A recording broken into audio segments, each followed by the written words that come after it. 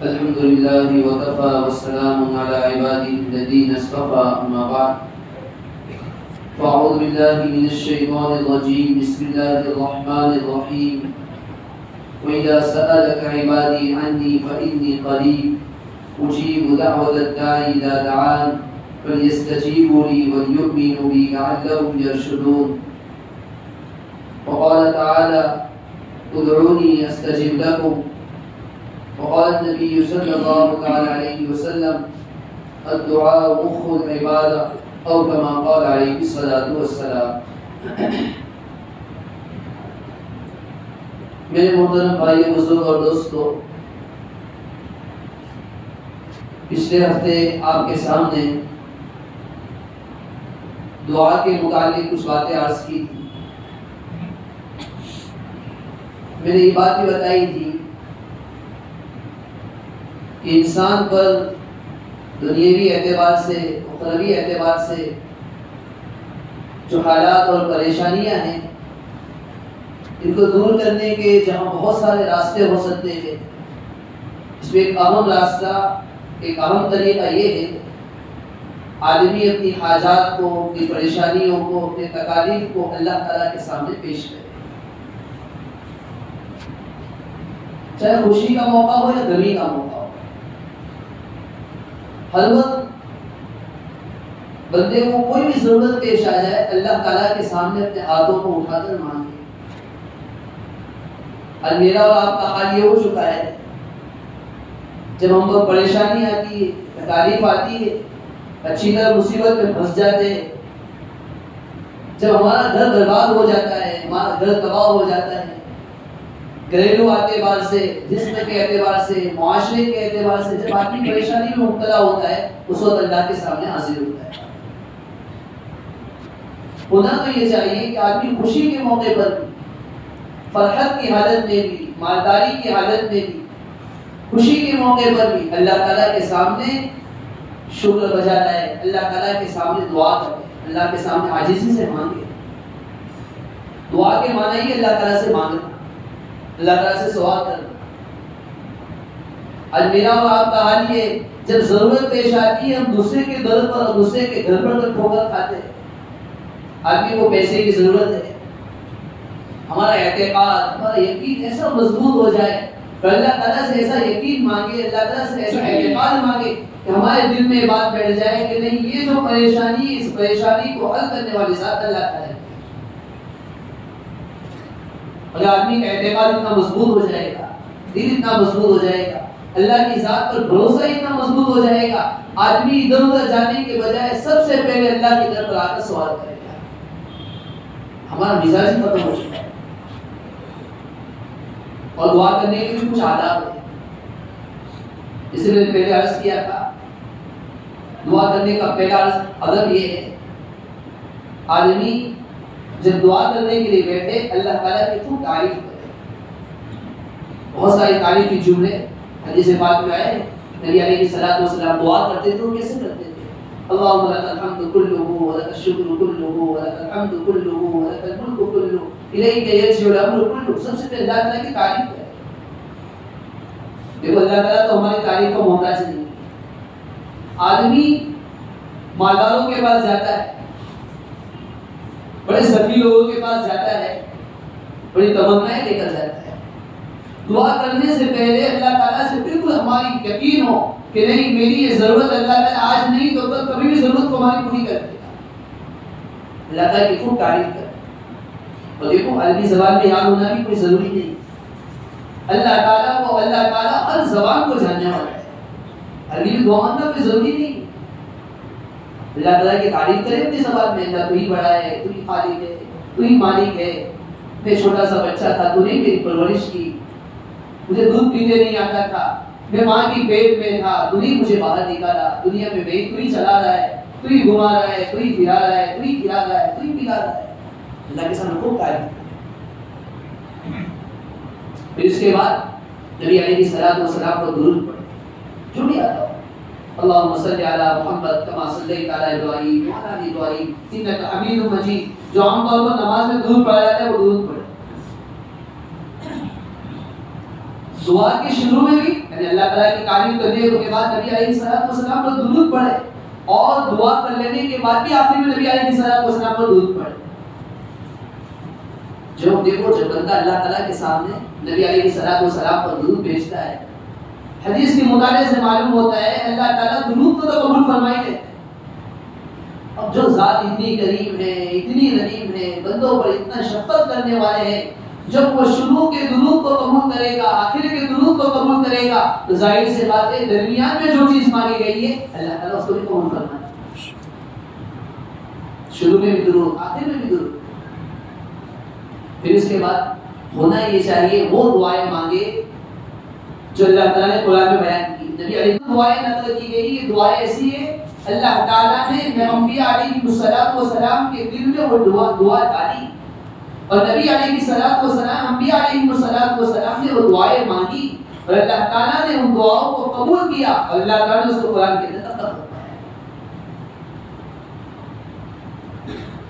حضرت موسیٰ علیہ السلام لمبا چوڑا واقعہ ہے، میں مختصر بیان کرتا ہوں اور چلتا ہوں۔ موسیٰ علیہ السلام نے فرعون کے ایک آدمی کو قتل کر دیا،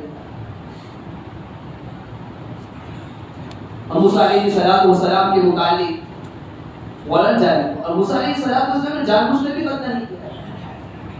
ایک اسرائیلی اور ایک فرعون کے خاندان، موسیٰ علیہ السلام کے خاندان کا ایک آدمی اور فرعون کے خاندان کا ایک آدمی آپس میں لڑ رہے تھے، جھگڑا کر رہے تھے۔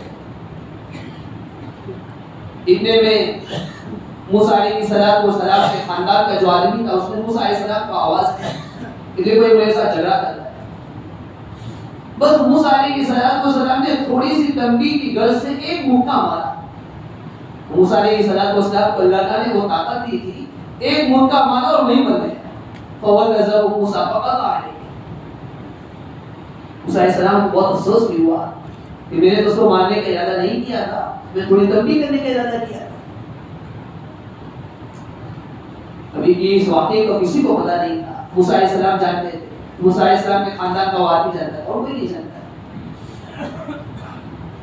اب لوگوں نے، فرعون کے آدمیوں نے، فرعون کی پولیس نے پتہ لگانا شروع کیا کہ اس آدمی کو کس نے قتل کیا، اسرائیلی کو کس نے قتل کیا۔ پریشان ہو گئے، آخر کسی نے بتا دیا، وہ بھی لمبا چوڑا بتایا واقعہ ہے، پتہ چل گیا کہ موسیٰ علیہ السلام نے ان کو قتل کیا۔ ادھر موسیٰ علیہ السلام کو بھی کسی نے آ کر بتا دیا کہ آپ کے لوگ تلاش کر رہے ہیں، آپ کو لوگ کو قید کر دیا جائے۔ موسیٰ علیہ السلام اللہ تعالیٰ کے حکم سے ایک شہر مدین شہر تھا وہاں چلے، اور کو جاننے والا کوئی نہیں تھا، کوئی پہچانتا بھی نہیں تھا۔ اللہ تعالیٰ سے اس وقت دعا کی، دعا قرآن نے نقل کی، کیا دعا کی؟ رب انی لما انزلت الی من خیر فقیر، رب انی لما انزلت الی من خیر فقیر۔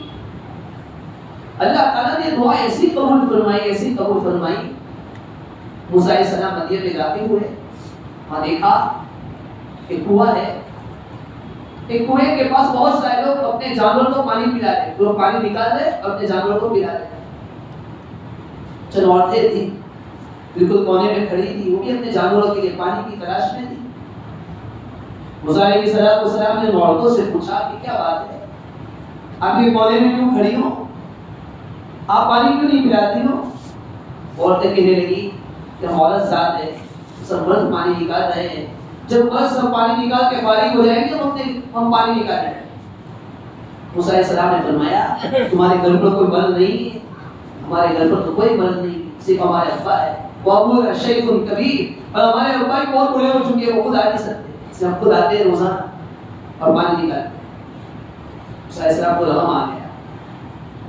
موسیٰ علیہ السلام نے وہاں سے ان عورتوں کے لیے پانی نکالا اور ان کے جانوروں کو پانی پلایا۔ وہ عورتیں جلدی سے گھر پہنچ گئی، ان کے والد پریشان ہو گئے، کیا بات ہے، روزانہ جو وقت پر آتی تھی اس سے بہت جلدی آ گئی۔ عورتیں کہنے لگی کہ ایک پردیسی آدمی آیا ہوا ہے، اس نے ہم پر ترس کھایا، ہم پر رحم کھایا، اور ہمارے لیے اپنے جانوروں کو اس نے پانی پلایا۔ ان عورتوں کے والد کا نام تاریخ کی کتابوں میں لکھا ہے شعیب علیہ السلام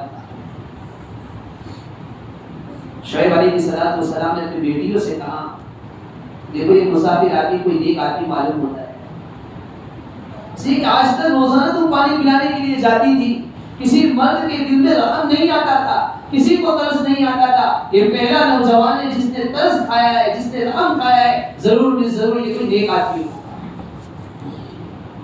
شعیب علیہ السلام نے اپنی بیٹیوں سے پوچھا تم کو کہاں چھوڑ کر آئے؟ بیٹیاں کہنے لگی کہ وہ پردیسی آدمی ہے۔ شعیب علیہ السلام کہنے لگے کیسی بات ہے، ایک پردیسی آدمی ہے جس نے تمہیں جانوروں کو پانی پلا دیا، وہ کہاں رات گزارے گا، کہاں کھائے گا، کہاں پیے گا، وہ کیسے رہے گا؟ جاؤ میری دونوں بیٹیوں میں سے ایک سے کہا میرے جاؤ ان کو جا کر اپنے گھر دے کر آؤ۔ قرآن نے واقعہ نقل کیا ہے اس زمانے میں پردے کا کیسا رواج تھا، اور شد مارتے ہوئے ایک لڑکی شد مارتی ہوئی گئی موسیٰ علیہ السلام کے پاس گئی اور جا کر کہا کہ آپ کو ہمارے والد یاد کرتے بلا رہے ہیں۔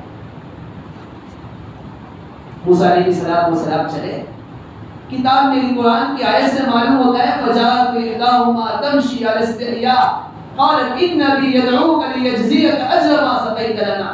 وہ عورت شرماتے ہوئے آگے چل رہی تھی، وہ لڑکی شرماتے ہوئے آگے چل رہی تھی، موسیٰ علیہ السلام پیچھے چل رہے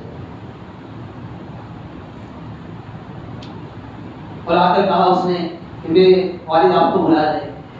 موسیٰ علیہ السلام وہاں پہنچے، شعیب علیہ السلام نے پورے حالات پوچھے، موسیٰ علیہ السلام پورا واقعہ بیان فرمایا۔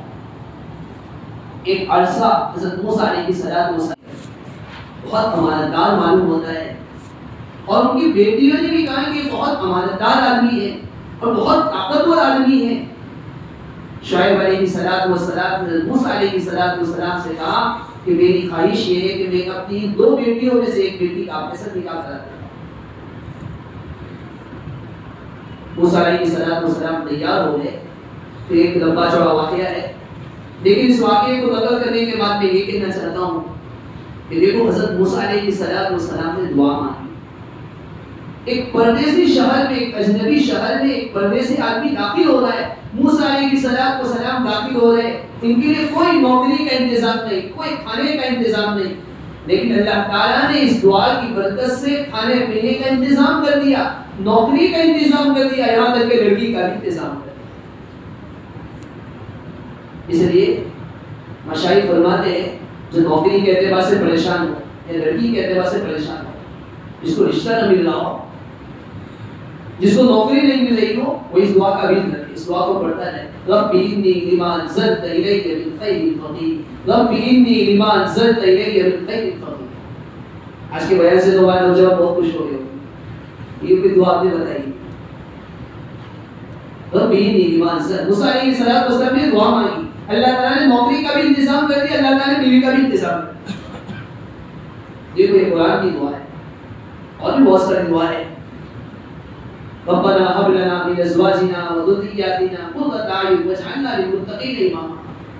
آدمی اپنے اولاد کے اعتبار سے پریشان ہو، بیوی بچوں کے اعتبار سے پریشان ہو، اللہ تعالیٰ سے دعا کو مانگتا ہے ربنا هب لنا من ازواجنا وذرياتنا قرة اعين۔ اس دعا کا مطلب یہ ہوتا ہے اے اللہ ہماری اولاد کو، ہماری بیوی کو ہماری آنکھوں کی ٹھنڈک بنا دے، واجعلنا للمتقين اماما، متقیوں کا امام بنا دے، متقیوں کا رہنما بنا دے۔ بہت ساری ایسی دعائیں، اور ایک دوسری بات حدیث پاک میں بہت ساری دعائیں ہیں، ان دعاؤں کا اہتمام کریں۔ جیسے مثال کے طور پر آدمی سونے کے لیے جائے اپنے بستر پر، ہم مکتب کے اندر دعا یاد کر لیتے ہیں، اپنے بچوں کو جو دعا امام صاحب نے اور بچے کے استاد نے جو یاد کرائی، ہمارے والدین کی ذمہ داری یہ ہے کہ بچے کو سونے کے وقت وہ دعا سکھائے، یاد دلائے کہ تیرے استاد نے کیا دعا سکھائی۔ اور بہت سی مرتبہ آج کل کے بچے اتنے ہوشیار ہوتے ہیں، اتنے ہوشیار ہوتے ہیں، کہنے کی ضرورت بھی نہیں، باپ خود سونے کے لیے لیٹا اور زور سے دعا پڑے گا اللہم بسمک نموت وحیا۔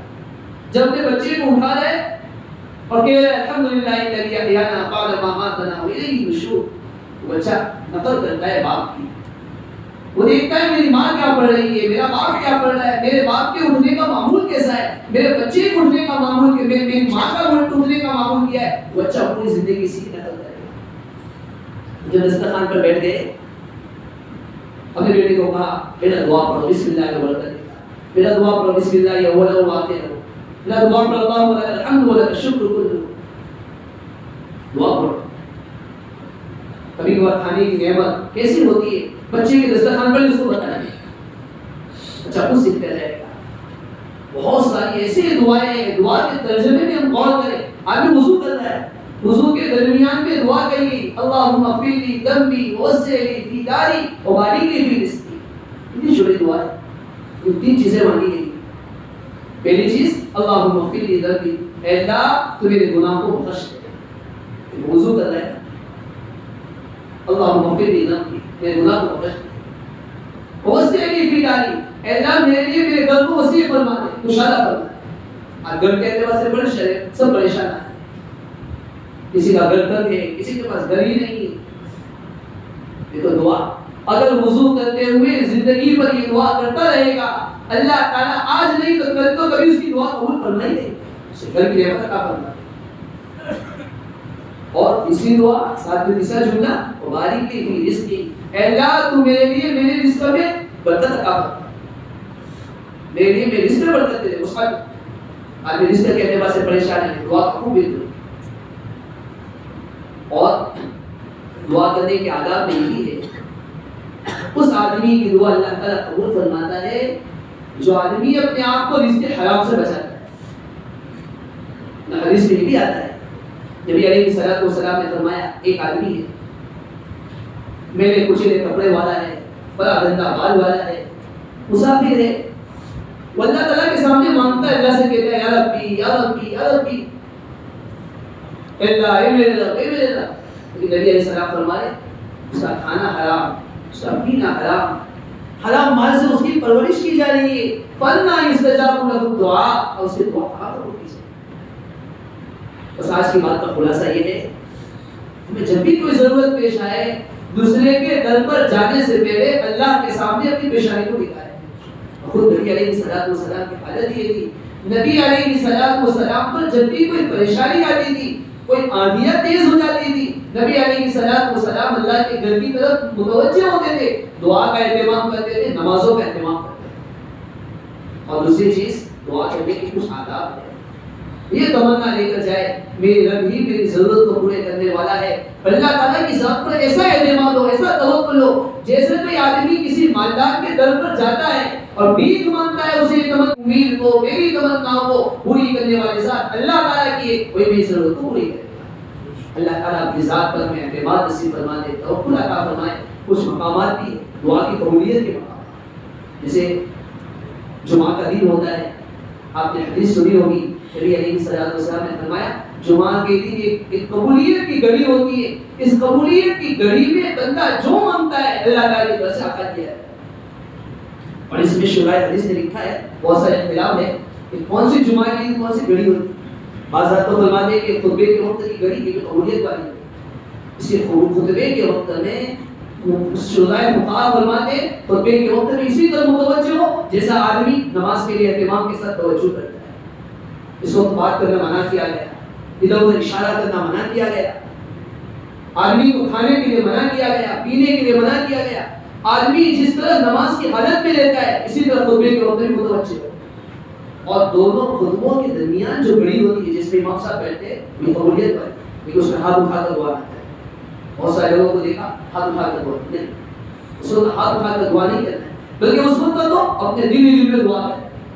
خطبہ اسی طرح سنا جائے گا جسے نماز کا اہتمام کیا جاتا ہے. دعا خطبے کے وقت بھی قبولیت کی وقت ہے. اسی طرح اذان سے لے کر نماز تک کا وقت ہے یہ قبولیت دعا کا وقت ہے. نماز کے بعد بھی مختصر سا وقت ہے آدمی کچھ تھوڑا سا وقت ہے اس میں اللہ تعالیٰ سے کوئی مانگ کرے. امام کی دعا کا انتظار نہ کرے. ہر ایک کو مانگتے آتا ہے. اگر کسی مالدار سے جانے بات کرنے کے لیے جاتا ہے تو کوئی یوں کہتا ہے کہ آپ مانگو وہی مانگتا ہے تو اللہ کے سامنے خود مانگو. اور بھی بہت ساری باتیں اللہ تعالیٰ شانوں سے دعا اللہ تعالیٰ جو باتیں کی دعائیں سب کو استعمال کرنے کی توفیق عطا فرمائے. آمین.